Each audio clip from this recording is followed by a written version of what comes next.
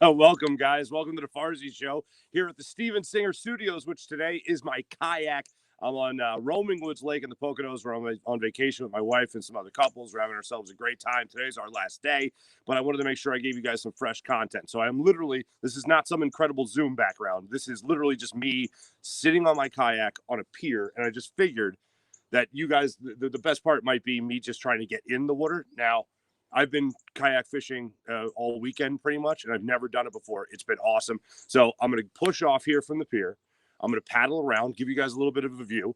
We're going to talk some sports. We got Geoff Mosher coming up on the show today, so we're going to talk all things Eagles with him. We're also going to react to the Eagles choosing not to go to voluntary workouts starting this week. So we'll talk about that. We got plenty of Phillies conversation, some Flyers conversation. Elaine Vigneault just man, he wasn't lying. He wasn't lying about Kevin Hayes' play, but we'll get to that. Bryce Harper waking up after some back stiffness, so we missed one game with that. Came right back and hit a couple of bombs. So we'll do that. We'll talk all of the sports that we normally do. Be a little bit of an abbreviated show today, but like I said, we still got some conversation to get to about all things Philadelphia sports. We still got Geoff Mosher to get to talk all things Eagles from Inside the Birds podcast. And we also have a clip or two, maybe from me fishing, maybe from me catching a fish, if I don't catch one while I'm out on the water with you guys today. So without further ado, let's hope that this doesn't end before it starts, and I'll push off here. Here we go. Splash. And we're underway. Hope you guys are having an awesome weekend. Got the mist, steam, fog, whatever you want to call it, coming up off the lake today. I have not been in this kayak before this weekend in 9 years, and I haven't gotten a fishing license in about 15 years. Fishing license I got for this trip in PA was my first fishing license in 15 years. So when we get out here in the lake, I'll take the phone, which is my camera, off the stand, show it around a little bit so you guys can see the scenery other than my big fat face that you're getting a little bit closer than normal today. And we'll just try to give you guys a little bit of a view. I wish I could follow a lot of your comments today. I'll definitely be hitting you guys up later in the day, trying to reply to all your comments. Let's see here. Let's try to get some sunlight. I was a little worried that we weren't going to be able to do this because it was going to be too dark. There. Look how beautiful this place is. Ready? Now, technically, this is not a fishing kayak. So let's see here. Let's see if I can give you guys some of the views. See that? Oh, just a gorgeous place.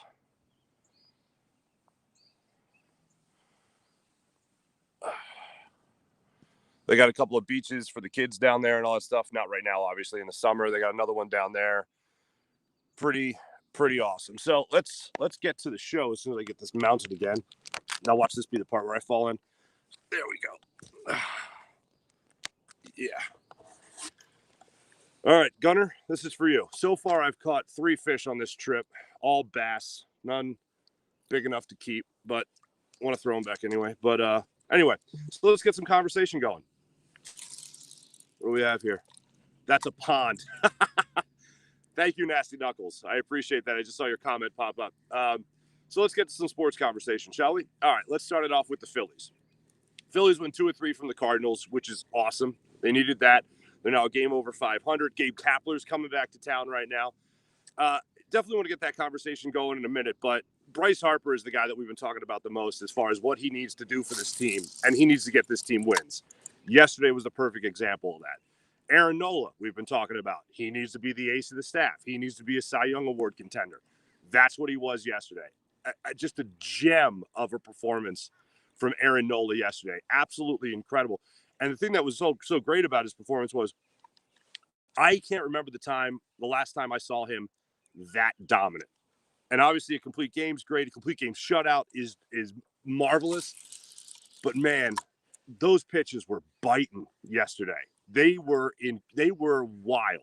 watching those balls just absolutely break at the plate, break at the knees of batters. His two-seam fastball was doing exactly what it should be doing, which is cutting back in on some hitters, cutting away from others. I loved everything I saw from Aaron Nola yesterday. And to also get that type of performance from Bryce Harper was great. And all we talked about last week, especially with the Mets series and all that, was how Bryce Harper has to be the guy that when he comes up in clutch situations, he has to be the guy to come up in the clutch. Yesterday, finally saw that from him. You saw on Friday, WTP, warning track power. And you had to be the wind blowing it. They were talking about it on the broadcast. It turns out not only was it the wind, but it was also Bryce Harper's back just not feeling it. So he needed a day off. So they decide give him that day off, and he comes back and he's just blasting dingers, which is great. The other thing is Mickey Moniak, who has not looked great from the plate. Drew a couple of walks. That's great. But a handful of strikeouts. Looking okay, I guess, in the field. Nothing worth bragging about. But he's the guy that they need to basically take this position right now in center field because nobody else is doing it. Nobody else is taking this center field spot. And I know some people are still clamoring for Odubel Herrera, and maybe that's eventually what they go to. But this is the problem that I talked about on Friday. You can't have Adam Hazley struggle. Obviously, he's got his personal reasons right now, but you can't take him out if he does come back and show like you quit on him. And you can't just tell Roman Quinn thanks, but no thanks, because they're still looking at him as a developing talent when he's healthy. And they can't start this type of give you 2 weeks, see you later. Give you 2 weeks, see you later. They can't start that type of mentality for their players. So I think that's just stepping in a firestorm that you don't want to really start. I mean, it's funny with the Phillies that we're talking about this because often we're talking about how they never call up the young talent. We're waiting forever for them to actually call up that young talent. And now they actually have an 8th overall pick in Adam Hazley, who's got his own things going on right now, but I don't think they're going to quit on him early. And now they got, a 22, 23-year-old in Mickey Moniak, who's now up. And they basically just need to ride him out and see how he does at the major league level. Otherwise, you're going to hit the reset button on him possibly. I mean, that's the thing they always talk about with calling up talent too early or calling up draft picks too early or, just prospects in general. Oh, you don't want to ruin them.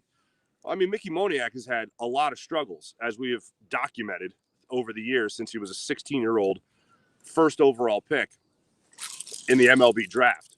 So he got his feet wet in the pros.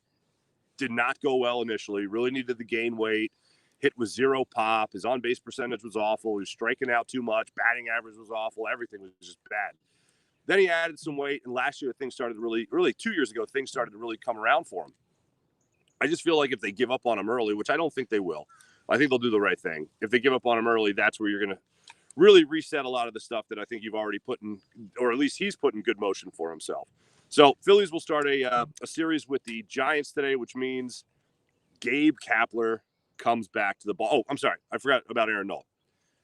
After the game, did anyone see that? You get the Gatorade bath, you get the Gatorade shower for Aaron Nola. They come over, they dump the Gatorade on him.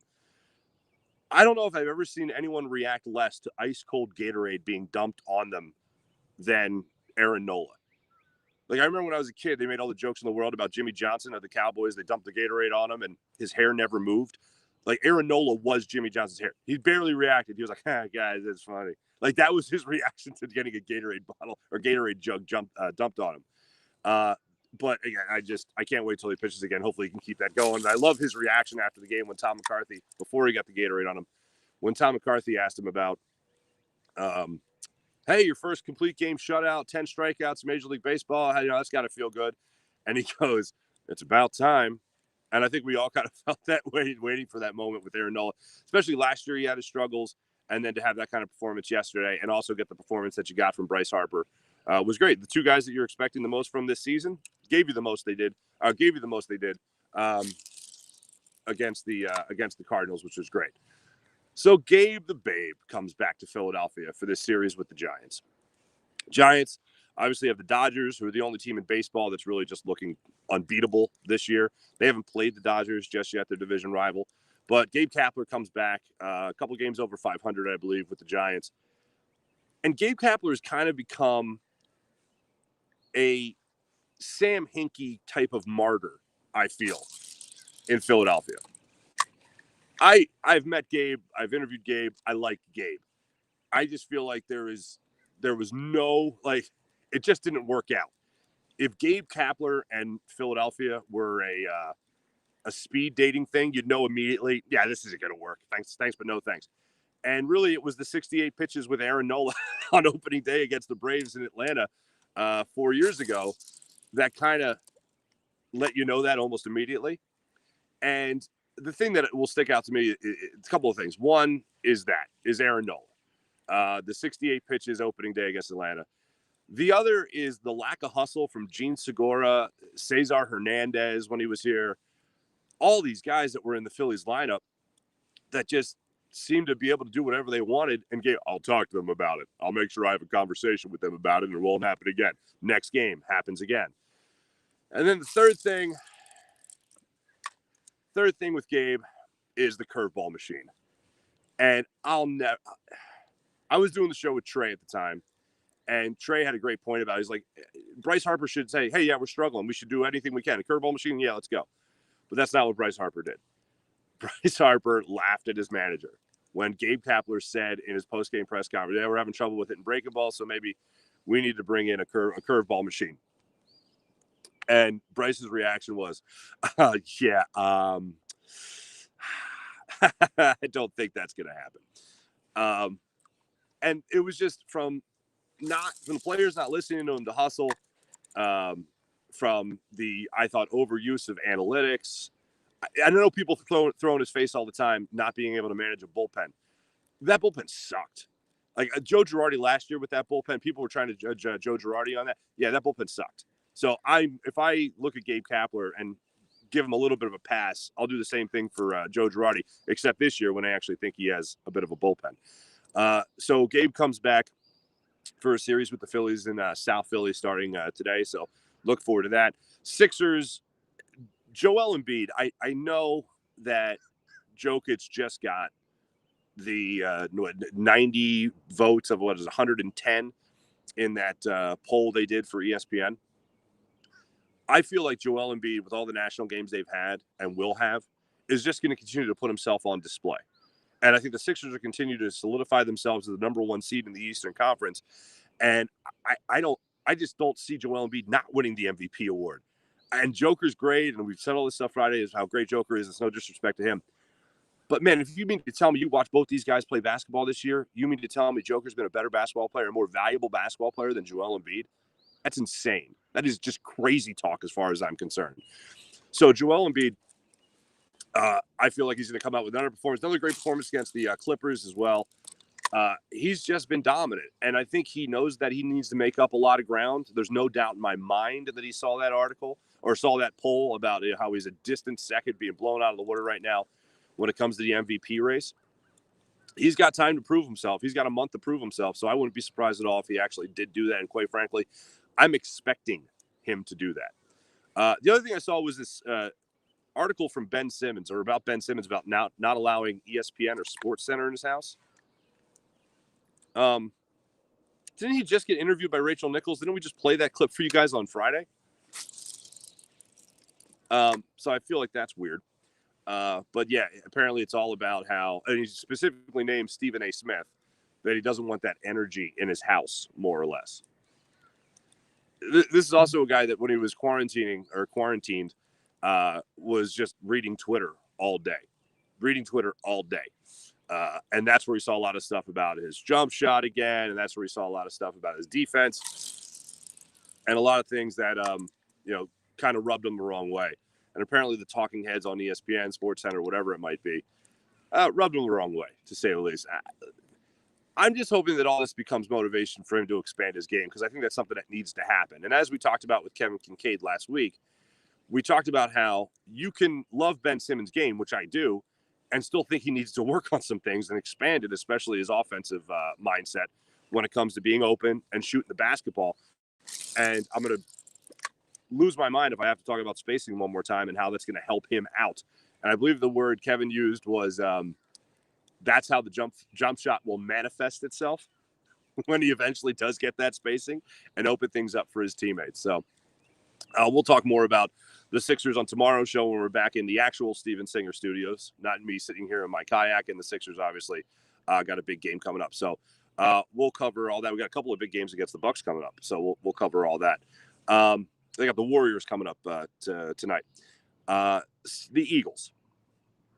The Eagles choosing not to do voluntary workouts. Now, every year there seems to be somebody that says thanks but no thanks to voluntary workouts. And, oh, should he be here? Should he be here? Oh. And everyone gets up in arms. Yeah, you should be there. If people are working, you should be working. I remember Fletcher Cox when he was holding out. I remember at holdout, he didn't go to voluntary workout. Same thing with Malcolm Jenkins. I remember Sheldon Brown back in the day didn't go to voluntary workouts. And they're voluntary. Yeah, kind of. But again, if people are working, you should be working.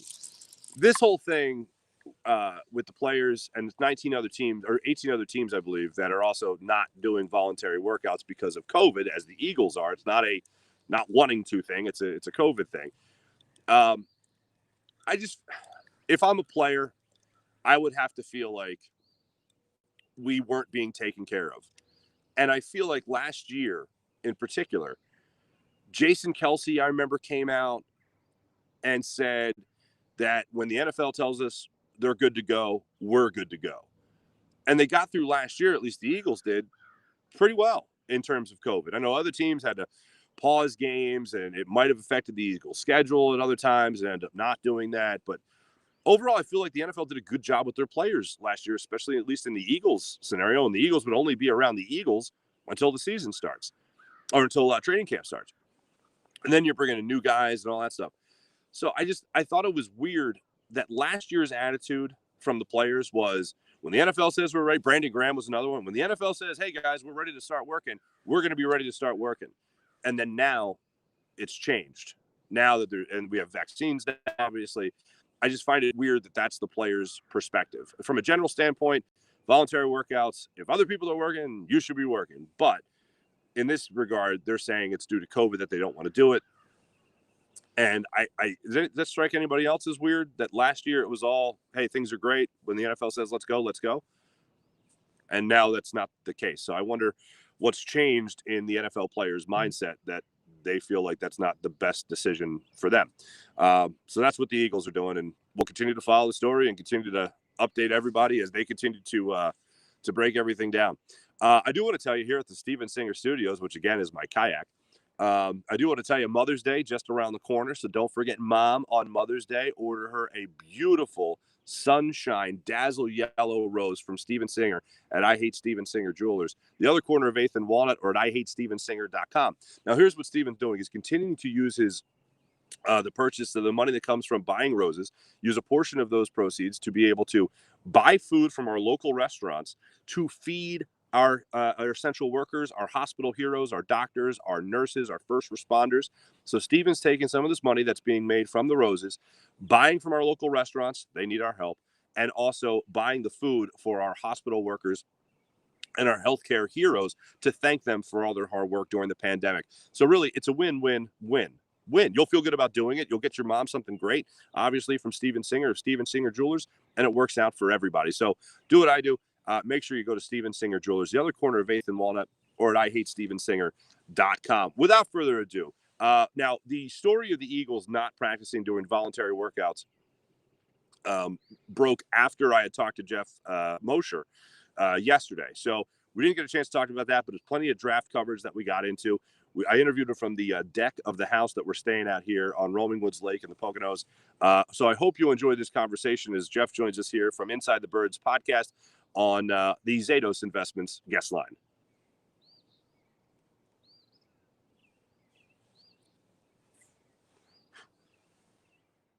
Here at the, I'm in the Poconos still, but joining us on the Zatos Investments guest line, our good friend from Inside the Birds podcast with Adam Kaplan and Geoff Mosher. Geoff Mosher. Geoff, what's going on? I'm not in the Poconos. I'm very jealous, but there's a map above my head, Marc. I could be anywhere in the world right now. Yeah, that's the world we live in right now. Actually, I've been kidnapped. Someone took me to the mountain house in the Poconos. Help me. Help me. I mean, if I were kidnapped and taken there, I don't think I'd be asking for much help. Yeah, they don't come find me. I'm good. Take your time. Honey, take your But no, I've just been fishing, drinking, smoking cigars for the past 3 days, and it's been wonderful. And thinking about the Eagles, obviously, as I'm sure you have. And so we read the report, the possibility of the Eagles, they're considering trading back into the top 10. Would this be a good thing, Geoff, or would it be a reenactment of the movie Draft Day with Kevin Costner? Wow, I only saw that movie once and I didn't really like it, so I tried to delete most of it from my memory banks because I felt like it played on way too many stereotypes, but I get the feeling, I understand what you're asking about. I think it's still a good thing because they got a lot to move down, get a future first, and I don't think Miami's taking a quarterback. So when you can get that much compensation for a team moving up, and they're not even moving up for a quarterback, you kind of, quote unquote, win the trade or you get more value. And I think for the Eagles to move up to say 9, it's not going to cost them the first round pick that they got. It probably would cost them a third, I think, according to the value chart. So I still think that's a good move to make sure you get the guy you want. And I always felt that there was an opportunity for them, or a likelihood, to move up once you realize they moved back, and then you had Dallas and New York sitting right there in front of them, knowing that all 3 teams kind of share some similar weaknesses and maybe looking at the same players, especially Dallas. So it would be, I think, smart if they felt that their guy wasn't going to be there at 12, but would be at 9 to give up that third rounder, and you still have a lot of assets. And Geoff, I remember when we spoke almost exactly a month ago, you said when Howie has moved up and he's gone to get his guy in that top 10, Lane Johnson being one of those guys, he has often hit on those picks. So you do think that this would be a good idea for them to be aggressive and be able to move up because it wouldn't be as expensive as some people might think. Yeah, theoretically, I think it would be a good idea. Now, if they moved up to 9, right, and then went and picked like, I don't know, some second round linebacker, then we would all be like, what are you doing? But I assume that if you move up to 9, you're probably looking at one of the 2 cornerbacks because Dallas might want one of the 2 cornerbacks. Maybe a pass rusher, although I doubt it. As far as I think you can get the guy you want at 12, we'll see. You never know with the draft. There's a lot of variables. But I do think if they move up to 9, it's to get somebody that they've got targeted there who they believe is the value for that slot. Okay, that sounds good. I hope. That's what they should do. I mean, it is the Eagles, so I can't really, yeah. they leave a lot to interpretation sometimes. To say the least. So I know what some fans might want to hear. And corner is a huge need on this team. But when you're drafting that high in the top 10, you want to take somebody that's going to be very impactful, a game changer, should start for you and all that. Is a corner the best value at that spot? Or if a guy like Jalen Waddle or Jamar Chase, which I doubt, or Devontae Smith is still on the board, could that be a possibility at 9? I mean, if Jamar Chase is still on the board, something went way wrong. Sure. There's a reason that we've seen like those draft day things where a guy who's supposed to be top 5, like Judy last year was because of the knees. That was medical. Right. I mean, we all saw what happened to Laramie Tunsil a long time ago. I have a hard time thinking Jamar Chase and Kyle Pitts are slipping past 7 or 8. Yeah. You never know. But I do think it's okay to trade up a couple of spots if cornerback is the position you want, or as you mentioned, wide receiver. The team has gone 21 years, I think, without drafting a cornerback in the first round, and it's become a pretty, heavy passing league, thanks to the Eagles in large part and Andy Reid. So you would think it would be just about time for them to kind of get a really good player at that position in the first round. Mm-hmm. Now, those 2 other wide receivers that I mentioned, Jalen Waddle, Devontae Smith, do you think they would be there at 9? I think it's possible. I think Detroit, there's 2 areas of the draft where it kind of shifts, right?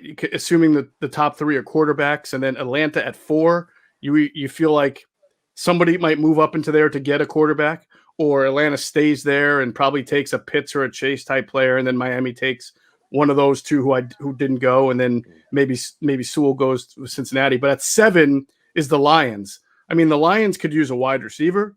They drafted a corner top 5 last year with Okudah, or top 10. I don't know if they do it again, but you never know because it's a new regime. Right. Okudah didn't play well. They could use an offensive line. They could use everything. So they're kind of that.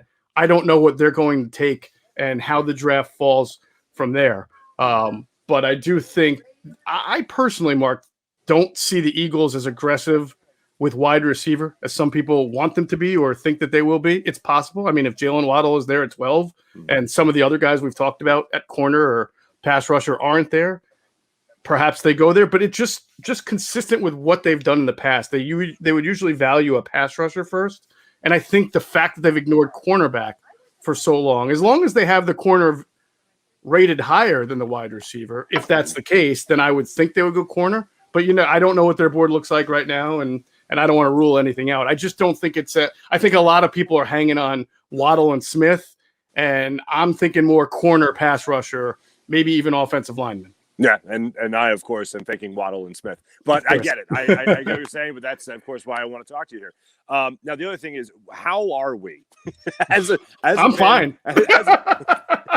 Hey, man, me too. There you go. As a fan base right now, how do you think Eagles fans are? How should they feel in terms of the draft coming up, Howie obviously having control of that, a new head coach, all these reports coming out about the drama behind the scenes at the NovaCare complex? There's a sense right now amongst a lot of Eagles fans that they're just worried about the future, and it feels like hope is almost running out. They don't trust them to rebuild it, even though 2 years after Chip Kelly, they won a Super Bowl with the guys running the team right now. Right. How do you feel about the Birds? How do you think fans should be feeling right now about the Birds in terms of how the organization is run and the influx of obviously a new coaching staff? Yeah, a couple of, I guess, words would come to mind. One would be cautiously optimistic, because they do have a whole lot of picks. I mean, they have a very good opportunity to start to replenish the roster and right some of the wrongs of the past. Mm-hmm. So that's a good thing. And I mean, I know Howie gets killed for the draft, and certainly there's fair reasons for it. But it's not like every single draft he's had has been terrible. In fact, depending how some things go, just 2 years ago is the draft there. They had Goddard 2nd round, Josh Sweat 4th round, Mailata 6th or 7th round. I forget what it was. And that's starting to look Avonte Maddox, if he moves into the slot and just gives you decent production, that's not a bad draft. The only thing that was bad about that draft, there was only 5 picks. Right. 2 years in a row, they only did 5 picks. So, but you're right, cautiously optimistic, because they have done some things in the last few years that are uncanny, and you question the process of it, and they can't afford to have a questionable process for this draft. And of course, with everything that we've reported on Inside the Birds and the Athletic was reported, the Inquirer's reported, there's certainly reason to be skeptical about whether they're going to realize some of the things they've done wrong and right that for this draft. That's very fair. Mm-hmm. Now, when it comes to this draft, is there a player you particularly have your eye on that if you were in the room with Howie Roseman, if you're in the room with Jeffrey Lurie even, and you would say, hey, they say to you, hey, Geoff Mosher, what should we do here? Who's the guy that you would like to see them take in this draft? I've become very fond of Patrick Surtain. I think that's pretty obvious. I don't know if this is a case where you can lose. For example, if you go with J.C. Horn over Surtain, you're getting a twitchier athlete, maybe someone who has a higher ceiling, because the personnel people tell you he's grabby, his instincts can be a little shoddy, but he's so athletic he can compensate for his own mistakes. Whereas Surtain, more of the a good athlete, certainly, just not like Horn. And if he does get beat, it's harder for him to recover. So maybe 3 years down the road, if Horn really puts it together, he is just a wonderful specimen of a cornerback. But I tend to feel like Surtain for this team is a great fit, because I think he can handle Philly. His dad played in the league. Not that Horns didn't, but he's played at Alabama. The Eagles haven't drafted a kid from Alabama since I was in diapers or something like that. It just feels like a really good fit for the cover 2 style that they're going to play a lot of with Jonathan Gannon, cover 2 and cover 3. So in that regards, I feel like Surtain really makes a lot of sense for them. But I'm not going to sit here and say J.C. Horn wouldn't. I'm just in love with the concept of picking a cornerback, because it's been so, as long as they have that guy rated there, it's just been so long. I would say in round 2, there's a linebacker from Missouri named Nick Bolton, who doesn't run great. He ran like a 4.6, I could run a 4. No, I can't. But he's a good tackler, really smart, good all-around linebacker who probably would have go a little higher if he ran like a 4.5, like the kid from Zaven Collins, wherever, I forget, Tulsa or whatever. He runs like a deer, right? But he's a really smart fundamental player. He'd probably be a good type of player for them in the 2nd round or 3rd. I don't know. He's probably somewhere in that day 2 area. Okay. Last thing I want to ask you about here, as far as the Eagles go, Zach Ertz obviously remains the enigma. No one knows what's going to happen with Zach Ertz. Odds of him being traded on draft day, and then after that, maybe, or on a draft day, and then after that, odds of him still being on the team in the upcoming season. Well, I don't think he'll be on the team in the upcoming season. I don't know that he'll be involved in a draft day trade on Thursday. Maybe more like Saturday, right after teams go through the first 3 rounds, and may have missed out on it. It's not a deep tight end class, so if somebody was eyeing Kyle Pitts or Pat Freiermuth or one of the other good tight ends, and they just didn't get their hands on him, all of a sudden you start to revisit the idea. I know teams have been interested. Many teams have been interested in acquiring Zach Ertz. It's just probably been a compensation issue at this point. But when you go through free agency in the draft and you don't get a guy you think you might like, then all of a sudden you revisit and you might be more willing to give up something that you weren't going to give up prior to. Or there's always the potential on maybe that third day, that Saturday, of packaging him with some picks to move up in any of the rounds. There's that too. Okay, now last thing on the well, we wrapped up the draft, but I do want to ask you about Inside the Birds. What do you and Adam Kaplan have coming up for us, with your upcoming episodes? Yeah, so the next one will drop Monday morning, 6 a.m. We're going to continue our conversation from the last one. We've given our own reporting on some of the things that we felt have been not right from a management, front office, ownership standpoint, and we're gonna dig a little deeper into that. And we'll continue our draft preview that we've been doing for a couple of weeks now with offensive linemen. We're going to get into not just tackles, but centers. There's some pretty good centers in this draft, and I think the Eagles will probably take a hard look at that, knowing that Jason Kelce may have just 1 year left. Mm-hmm. Oh, well, Geoff Mosher, Inside the Birds podcast. I appreciate you joining me all the way up here in the Poconos. I can feel the breeze off the lake just talking to you. It's so nice. It's like osmosis here. I'm just going to hang out. My friends built a fire down there. Here, I'll show you real quick if you can see it. Yeah, sure. There. Can we see that? There we go. Oh, that looks amazing. Isn't that nice? You know what? I'm not going to hang out. I'm just going to drive up. I'll see you in a few minutes. All right? We'll just have you here at this studio here. But see, I'd rather talk to you, Geoff Mosher, than enjoy that fire. How about that? I don't think I believe you. Yeah, no, I'm running down there right now. I don't blame you. Inside the Birds podcast, you and Adam Kaplan do such a great job. Thanks for joining me, brother. I really appreciate it here on the Zatos Investments guest line. Anytime, brother. Have fun over there. Thanks, brother. Appreciate it. Always good catching up with Geoff Mosher, obviously Inside the Birds podcast. So what do you think about that? If the Eagles go corner, definitely a need. Whenever I hear need and draft in the first round, top 15, whatever, first round. First round, generally speaking, you're supposed to pick somebody, especially in the top 15, top 6, like they had. You're supposed to draft somebody that's going to be a starter in your offense, somebody who's going to be a playmaker, somebody that's going to be an impactful player. When I hear drafting need, it worries me because they're not taking the best player available, and that's what you're supposed to do in a draft, especially if it's even in the top 12, especially the top 12. Take somebody that is the best player available, not necessarily need. If they're trying to marry the both and say, well, this is also the best player available in Patrick Surtain from Alabama, and it's also at the same time our need, those two things match up, and that's the decision they decide to go with. Or that's what they decide to go with. To me, I know this is the world we're living in right now, that the Eagles are picking at 12 and not at 6. And there is the report out there about them possibly trading back into the first round. And as Geoff said, you heard him right there, they have plenty of the assets right now. They have plenty of the assets to do whatever they'd want to do. So they can afford to move back into the top 10 and not give up a first round pick. They can do that. If that was the case, why not just stay at 6? Why not just stay at 6? Have a shot at Jamar Chase, have a shot at Kyle Pitts, two guys that will be impactful players and also the best players available at that spot. And they certainly need somebody to make some plays for this team, because I know they're holding out hope for Jalen Reagor. I'd rather make sure my quarterback, Jalen Hurts, the guy that I might have disrupted a lot of stuff with my franchise and getting rid of Carson Wentz, bringing him in, upsetting the apple cart, and then moving on from there. I just think it's a crazy thing to not stay at 6. But where they are right now at 12, I'd still love for them to get a playmaking wide receiver. I do like Surtain. I would have liked him maybe a little bit later in the draft, not at 12. But if he's there at 12, I would expect Geoff to be dead on with this one, that's the direction that they will go with Patrick Surtain at 12. So my thanks again to Geoff Mosher. Make sure you check him out all the stuff he does and Adam Kaplan does Inside the Birds podcast, wherever you get your podcasts. I do want to tell you about our friends at Zatos Investments, by the way. Zatos Investments, an up-and-coming real estate company in the Philadelphia area. They have some great properties that you have to check out. Go to ZatosInvestments.com or simply email them if you want to learn how to be part of their private investor base. You can also email them at info@ZatosInvestments.com. They're crushing it in the Philadelphia real estate game. So make sure you check them out, ZatosInvestments.com. I also want to tell you about my friends Steak and Maine. My friends at Steak and Maine, Tony Cavada, Steak and Maine in the heart of Northeast Maryland. The Food Channel and the Travel Channel said that they have the best steaks in North America. I told you about the review last week from a businessman that travels all over the Northeast corridor of the United States. He brings his son with him. Whenever he brings his son with him, they always go to a steakhouse. All the places this guy goes to, Steak in Maine is the best. You got to go.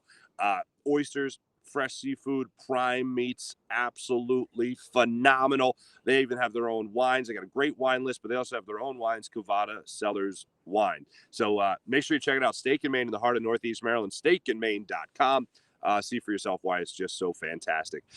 We do have our morning rush today. We do have our social media check, and I will say our producer, Jim Hyden, did tell me that some of you are betting. There's an over-under on whether or not I'm going to tip over. Come on, guys. I might be a city kid now, but I love the outdoors. Like, I'm in my own kayak that I strapped to my roof, and I drove it up here, and I just had myself a great time doing it because you know what? That's what men do.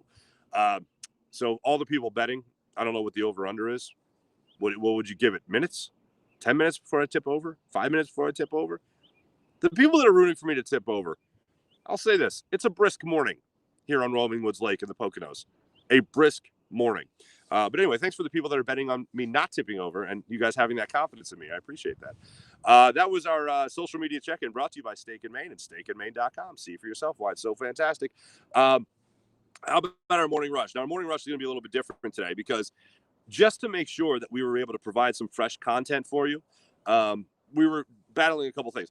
We were thinking, okay, if we can't connect, if we're not able to do the show, then I'll at least pre-record some stuff on Saturday while I'm fishing, and our producer, Jim, can do a masterful job of splicing it together around some of our best of interviews type stuff.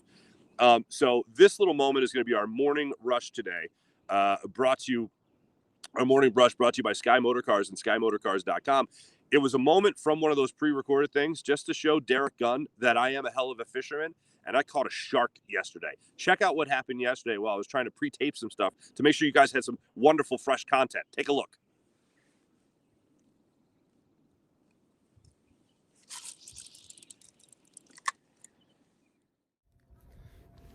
Man, I hope you enjoyed that. Man, I hope you enjoyed that interview as much as I did. Oh, that was a good time. By the way, I think I actually caught a fish. Not gonna lie. Not gonna lie. Oh, it's a monster. Look at this bad boy. First fish I ever caught on my kayak. How awesome is that? As the camera's going crazy. All right, while I take care of this guy, why don't you enjoy this moment? He got off. Good. Save the fish. Look at that. Can you get it? Can I get it? Can I get it? Ugh. Got off by himself. Little spinner. Anyway, enjoy this next moment from the show that my producer picked. See ya. Yeah. I'm a big dumb idiot, aren't I, folks? Anyway, I've caught 3 fish here, all bass. One was a nice size, not keeper. I do like eating fish. One was a little tiny baby. Got that one off, no problem. Throw it back right back in the water. And then there was that one, which was probably, I mean, he was small guy, but not as big as the first one. And the first one was on my first cast. And here's a little personal news. So I throw my first cast in the water when I got here. I'm reeling in. I never caught a fish on a lure before. I never caught a bass before. And on my first cast, I caught a bass. Not more than 2 minutes later, there's steps leading down to the lake. And my wife's coming down and she's like, "Oh, Marc caught a fish? Cool." Slips on the stairs, sprains her ankle, something terrible. It is purple right now. And she's sleeping, so it's not like I've abandoned her.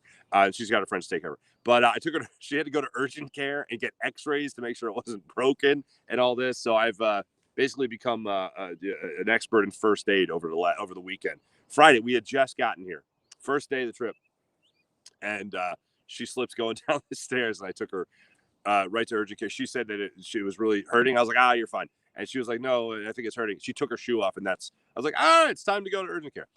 So my trip's going great. I wish my wife's was as well. But anyway, that was our That was our morning rush brought to you by Sky Motorcars and SkyMotorcars.com. Big bets segment for you tonight. I'm going to be riding the Sixers for quite some time. They weren't able to cover the other night, unfortunately, against the Clippers, I believe it was, but they won the game, and that's all that matters. So good for them. Like I said, it's going to be an abridged show today, so I appreciate everyone that checked this out while I was here on my kayak, the Steven Singer Studios for today. While I was on my kayak up here in the Poconos, fishing, wrapping up a vacation. So I'll be back with you guys in studio tomorrow. Looking forward to that.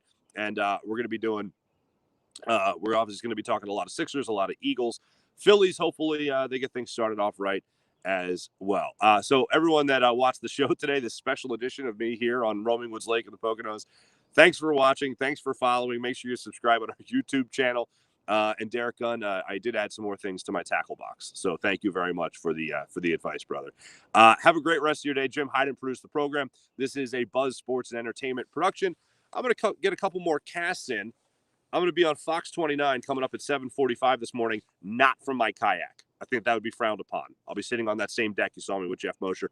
But I'll be with Karen Hepp and Alex Holly as Mike Jarek has the day off. So you guys have a great rest of your day. Once again, Jim Hyden produced program, Buzz Sports and Entertainment production. Be back with you guys tomorrow from the actual Steven Singer Studios. Thanks for watching. Thanks for following. Thanks for subscribing. I'm Marc Farzetta. Have a great rest of the day.